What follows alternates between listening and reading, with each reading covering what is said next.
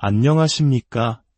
삶의 지혜와 깊이를 더하는 시간, 오늘 여러분과 함께 나눌 이야기는 내 삶을 넘어서는 능력, 성령 충만에 대한 것입니다. 오늘의 이야기에 귀 기울여 주시는 모든 분들의 삶에 하나님의 크신 은혜와 평강이 함께하기를 먼저 기도합니다.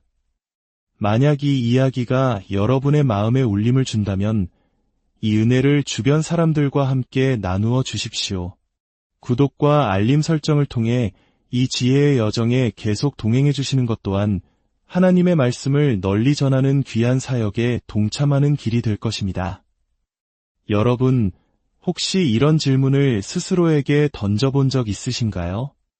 나는 왜 이토록 무력한가? 내 힘으로는 도저히 해결할 수 없는 문제 앞에서 나는 무엇을 할 수 있는가? 때로는 우리 인생이 거대한 가뭄을 만난 땅과 같이 느껴질 때가 있습니다.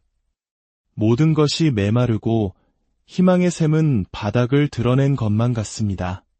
그런데 어떤 사람들은 그 가뭄 속에서도 풍성한 비를 경험한 것처럼 넘치는 생명력으로 살아갑니다. 그 차이는 어디에서 오는 것일까요? 성경은 그 비밀이 바로 성령으로 충만해지는 것에 있다고 말합니다. 예수님은 이 땅에서 성령으로 충만한 삶이 어떤 것인지를 완벽하게 보여주신 우리의 모델이십니다. 그분의 삶은 단순한 지식이나 철학이 아니었습니다. 예수님은 완전한 신학 그 자체이셨습니다. 여기서 신학이란 하나님에 대한 지식을 의미하는데 예수님에게는 하나님 아버지를 아는 지식과 그 뜻을 행하려는 불타는 확신, 그리고 그것을 실제로 삶으로 보여주는 행동 사이에 어떠한 간극도 없었습니다. 예를 들어 아픈 사람을 고치는 것에 대한 생각과 그들을 고치고자 하는 뜨거운 마음, 그리고 실제로 그들이 치유되는 기적 사이에는 아무런 분리가 없었습니다. 생각과 말, 행동이 완벽하게 하나가 되어 하나님의 능력을 드러냈습니다. 이것이 바로 성령으로 충만한 삶의 모습입니다. 어떤 이들은 자신이 겪는 작은 영적 체험을 마치 풍성한 단비처럼 여기며 만족할지 모릅니다. 하지만 예수님이 보여주신 기준에 비추어 보면 그것은 여전히 가뭄의 한가운데에 있는 것일 수 있습니다. 예수님은 결코 우리를 부끄럽게 하거나 나는 이만큼 가졌는데 너는 왜 없느냐고 질책하기 위해 그 충만함을 보여주신 것이 아닙니다. 오히려 우리를 향한 따뜻한 초대입니다.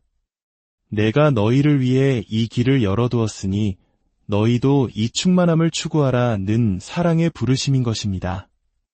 성경에는 성령으로 충만하라는 말씀이 나옵니다. 이것은 단순한 권유가 아니라 명령입니다. 마치 생일 파티에 초대하면서 너 내 생일 파티에 꼭 와야 해 라고 말하는 것처럼 우리를 너무나 사랑하셔서 이 좋은 것을 놓치지 않기를 바라시는 하나님의 간절한 마음이 담긴 명령인 것입니다. 세상의 술에 취해 비틀거리지 말고 성령의 영향력 아래 살아가라는 것입니다. 세상의 가치관이 우리의 발걸음을 이끌게 두지 말고 성령께서 우리의 삶의 방향을 이끌게 하라는 강력한 초대입니다. 예수님은 십자가를 지시기 전 제자들에게 내가 떠나가는 것이 너희에게 유익이라고 말씀하시며 성령을 보내주시겠다고 약속하셨습니다.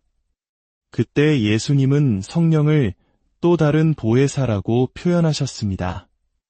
헬라어에는 다른을 의미하는 두 가지 단어가 있습니다. 하나는 종류가 전혀 다른 것을 의미하고 다른 하나는 종류는 같지만 또 다른 하나를 의미합니다. 예수님께서 사용하신 단어는 바로 후자였습니다. 즉, 나와 똑같은 본질이 동일한 또 다른 나를 너희에게 보내겠다는 의미입니다. 아버지 하나님을 완벽하게 보여주신 예수님, 그리고 그 예수님과 똑같은 분이신 성령님, 이제 그 성령님께서 예수를 믿는 모든 사람의 마음속에 거하십니다. 우리 안에 내주하시는 성령님은 우리 자신의 구원과 평안, 위로를 위해 계십니다. 하지만 성령님께서 우리 위에 임하실 때 그것은 항상 다른 사람들을 위한 행동과 능력을 위함입니다. 내 안에 계신 성령은 나를 위한 것이지만 내게 임하시는 성령은 바로 당신을 위한 것입니다. 성령이 우리에게 임하시는 것은 언제나 세상을 변화시키는 강력한 영향력을 위해서입니다. 우리는 불가능해 보이는 상황 한가운데로 걸어 들어가도록 부름받은 존재입니다. 우리는 다음에 무슨 일이 일어날지 다 알지 못할 수 있습니다. 하지만 온 우주의 창조주이신 하나님께서 우리 안에 살아계시며 그분에게는 모든 문제에 대한 실제적인 해결책이 있음을 믿고 나아가는 것입니다. 구약의 이사야서 61장은 예수님께서 자신의 사역을 시작하시며 선포하신 말씀으로 성령 충만한 삶의 목적이 무엇인지를 가장 극명하게 보여줍니다. 주 여호와의 영이 내게 내리셨으니 이는 여호와께서 내게 기름을 부으사 가난한 자에게 아름다운 소식을 전하게 하려 하심이라. 나를 보내사 마음이 상한 자를 고치며 포로된 자에게 자유를, 갇힌 자에게 노임을 선포하며 모든 슬픈 자를 위로하되 그들에게 화관을 주어 그 죄를 대신하며 기쁨의 기름으로 그 슬픔을 대신하며 찬송의 옷으로 그 근심을 대신하시고 그들이 위에 나무 곧 여호와께서 심으신 그 영광을 나타낼 자라 일컬음을 받게 하려 하심이라. 이 말씀은 성령께서 예수님 위에 임하신 이유를 설명합니다. 가난하고 마음이 상하고 억압받고 슬픔에 잠긴 자들을 회복시키기 위함입니다. 그런데 이 놀라운 회복의 끝은 개인의 치유에서 멈추지 않습니다. 3절의 마지막 부분은 이 회복된 자들이 위에 나무라 불릴 것이라고 말합니다. 여러분, 숲길을 운전해 본 경험이 있으신가요? 길 한가운데 자라난 작은 소나무는 차로 밀고 지나가도 잠시 휘어졌다 다시 일어섭니다. 하지만 비슷한 크기의 참나무를 만난다면 이야기는 달라집니다. 차가 망가질지언정 참나무는 꿈쩍도 하지 않을 것입니다. 위에 나무란 바로 이 참나무처럼 세상의 어떤 풍파에도 흔들리지 않는 견고하고 안정된 존재를 의미합니다. 주님은 세상에서 가장 상처받고 무너진 자들을 바로 위의 나무로 만드시겠다고 약속하십니다. 왜일까요? 하나님은 우리가 자격이 있거나 재능이 뛰어나서 선택하지 않으십니다. 가장 약한 자들을 통해 일하실 때 하나님의 영광이 가장 크게 드러나기 때문입니다. 그런데 이야기는 여기서 끝나지 않습니다. 이 말씀의 진정한 클라이맥스는 바로 4절에 있습니다. 그들은 오래 황폐하였던 곳을 다시 쌓을 것이며 옛부터 무너졌던 곳을 다시 일으킬 것이며 황폐한 성읍곳 대대로 무너져 있던 것들을 중수할 것이며 이것이 바로 성경에서 가장 아름다운 그림 중 하나입니다. 가장 무너졌던 자들이 가장 견고한 존재가 되고 그들은 자신의 안정에만 머무르지 않습니다. 그들은 이제 무너진 도시를 재건하는 자들이 됩니다. 여기에 우리가 붙잡아야 할 핵심 원리가 있습니다.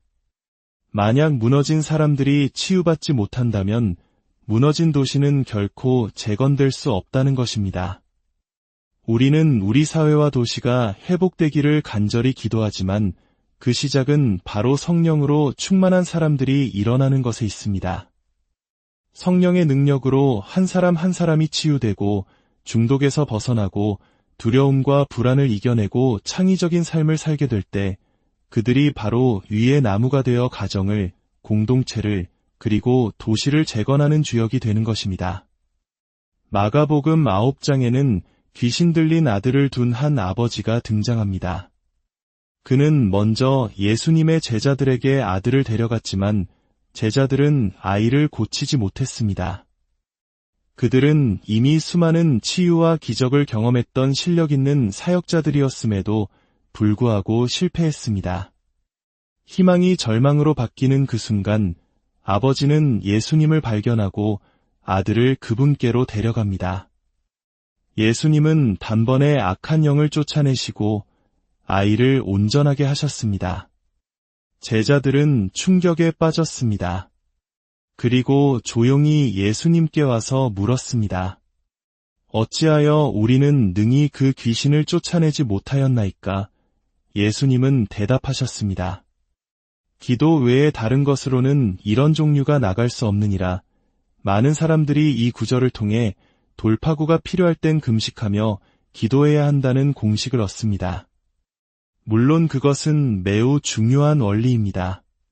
하지만 이 이야기에는 더 깊은 교훈이 담겨 있습니다. 그것은 바로 돌파구가 보이지 않을 때 예수님을 따로 모시고 나아가야 한다는 것입니다. 때로는 기도와 금식으로 돌파구가 열리지만 때로는 담대한 선포를 통해, 때로는 순종의 행동을 통해, 때로는 나눔을 통해, 때로는 찬양의 외침을 통해 열립니다. 하나님은 우리가 몇 가지 원칙을 외워서 세상을 바꾸는 기계가 되기를 원치 않으십니다. 그분은 아버지의 음성에 귀 기울이고 그분의 인도하심에 순종하는 자녀와의 인격적인 관계를 통해 일하기를 원하십니다. 제자들이 실패했던 이유는 그들이 가진 경험과 방법에만 의존했기 때문입니다. 그 순간 그들은 능력의 근원이신 예수님과의 관계를 놓쳤던 것입니다. 성령 충만은 방언 기도를 할 수 있느냐, 없느냐의 문제가 아닙니다.